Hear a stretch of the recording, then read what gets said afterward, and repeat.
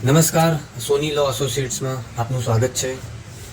આજે આપણે જામીનના પ્રકારો વિશે જાણીશું. જૂના અને નવી જોગવાઈઓ અનુસાર સીઆરપીસી એટલે કે ક્રિમિનલ પ્રોસિજર કોડ અને ભારતીય નાગરિક સુરક્ષા સંહિતા અનુસાર જામીનના પ્રકારોમાં એક સામાન્ય જામીન હોય છે, જેને રેગ્યુલર બેલ પણ કહેવાય છે અંગ્રેજીમાં. આગોતરા જામીન એન્ટિસિપેટરી બેલ કહેવાય છે. ઇન્ટ્રીમ જામીન, મધ્યવર્તી જામીન, ડિફોલ્ટ સ્ટેચ્યુટરી જામીન, પ્રવાસ જામીન, ટ્રાન્ઝિટ બેલ, ચિકિત્સા જામીન, મેડિકલ બેલ, વિશેષ કાયદાઓ હેઠળ જામીન, એનડીપીએસ, યુપીએ, પીએમએલએ એક્ટ હેઠળ એટલે બેલ્સ અંડર સ્પેશિયલ સ્ટેચ્યુટ્સ, જામીન બોન્ડ, શ્યોરિટીઝ, ધરપકડ સંબંધિત સુરક્ષાઓ જે જામીનને અસર કરે છે એ વિશે આપણે જાણીશું.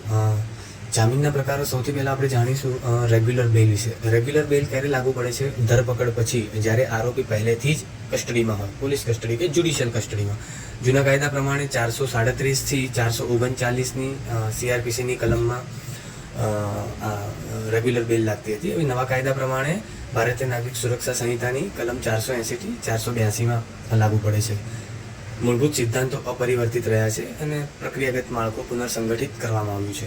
હવે આગોતરા જામીન એન્ટિસિપેટરી બેલ. આ ધરપકડ પહેલાં જ્યારે આરોપીને ધરપકડની આશંકા હોય ત્યારે કોર્ટમાં દાખલ કરવામાં આવે છે. જૂના કાયદા પ્રમાણે સીઆરપીસીની કલમ 438 હતી અને નવા કાયદા પ્રમાણે ભારતીય નાગરિક સુરક્ષાની કલમ 482 સબક્લોઝ 2 મુજબ.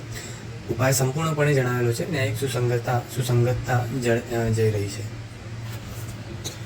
હું સુધારીશ આમાં, ન્યાયિક સુસંગતતા જળવાઈ રહી છે. મધ્યવર્તી જામીન ઇન્ટ્રીમ બેલ ક્યારે લાગુ પડે છે? અંતિમ જામીન સુનાવણી સુધીની અસ્થાયી સુરક્ષા માટે.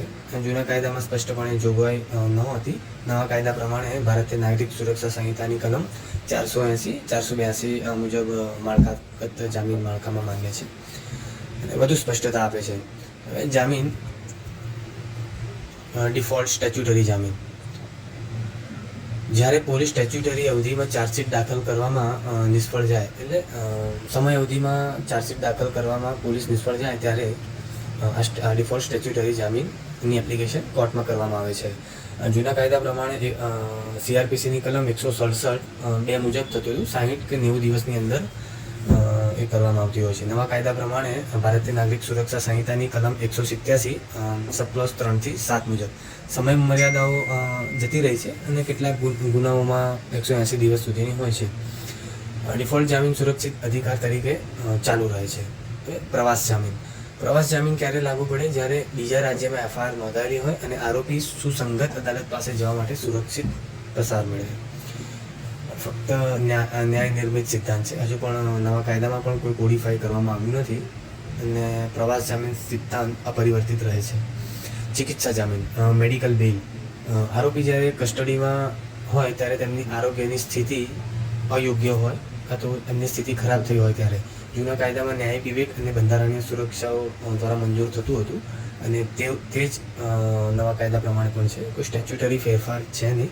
તબીબી પુરાવાના આધારે કોર્ટ મેડિકલ બેલ આપી શકે છે. હવે વિશેષ કાયદાઓ હેઠળ જામીન, જેમ કે એનડીપીએસ એક્ટ છે, યુપીએ એક્ટ છે, પીએમએલએ છે, બેલ અંડર સ્પેશિયલ સ્ટેચ્યુટ્સ. આ વિશેષ ગુનાઓ હેઠળ કડકમાં કડક જામીન શરતો આપવામાં આવતી હોય છે. સંબંધિત વિશેષ કાયદાઓ દ્વારા નિયંત્રિત જૂના કાયદામાં એટલે કે સીઆરપીસીમાં પણ હોય છે અને વિશેષ કાયદાઓ બીએનએસએસ ભારતીય નાગરિક સુરક્ષા સંહિતામાં પણ એ પ્રમાણેનું કોર્ટમાં એપ્લિકેશન કરી શકાય છે. પછી શ્યોરિટીઝ, બેલ બોન્ડ્સ.